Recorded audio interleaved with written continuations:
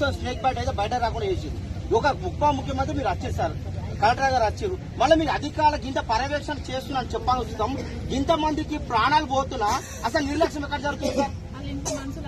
Sir ఎక్కడ sir నిర్లక్ష్యం ఇక్కడ?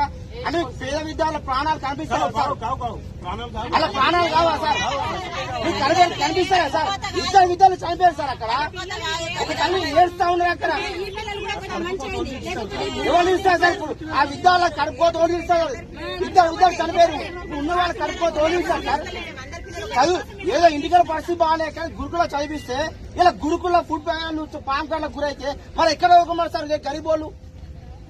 అధికారులు మీరంటే అధికారులు ముఖ్యమంత్రి పిల్లలేమో మంచి వాటి కాపాడలేదు అనుకుంటారు.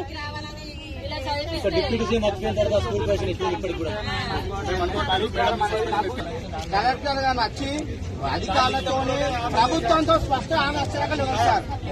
కలెక్టర్ గారు రమ్మని ప్రభుత్వంతో మాట్లాడమని ప్రభుత్వాన్ని మాట్లాడడానికి సమస్య పరిష్కరితం చేస్తున్నారు.